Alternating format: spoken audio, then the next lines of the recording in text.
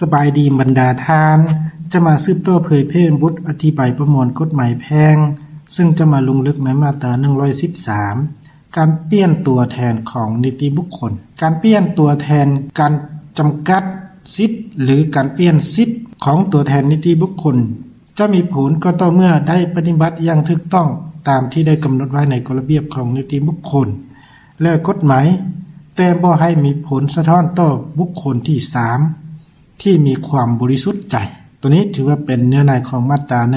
113นะและต่อมาจุดประสงค์ของมาตรานี้ก็เพื่อกำหนดหลักการเกี่ยวกับการเปลี่ยนตัวแทนของนิติบุคคล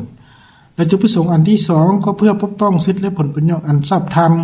ของบุคคลที่3ที่เฮ็ดนิติกรรมกับนิติบุคคลด้วยความบริสุทธิ์ใจตัวนี้ถือว่าเป็นจุดประสงค์ของมาตรานี้และต่อมาตัวอย่างที่1ก็เป็นผู้อำนวยการบริษัทขอได้เฮ็ดสัญญาซื้อขายกับบริษัทขอหลังจากนั้นถึงบริษัทขอจะเปลี่ยนผู้อำนวยการจากก็เป็นงอก็ตามแต่สัญญาซื้อขายยังมีผลสืบต่อตัวนี้ถือว่าเป็นตัวอย่างที่1นะและต่อมาตัวอย่างที่2ก็ประธานสมาคมขอ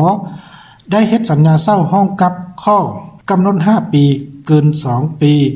ที่คณะบริหารงานสมาคมตกลงเห็นดีต่อมาคณะบริหารงานสมาคมได้ทักท้วงการละเมิดดังเก่าและการตกลงให้ประธานยังอยู่ในตำแหน่งเก่าแต่จำกัดสิทธิ์ของพวกเกี่ยวคือบ่ให้เฮ็ดนิติกรรมที่เกี่ยวข้องกับการเงินอีกแต่บ่มีผลต่อสัญญาเช่าห้องการดังเก่า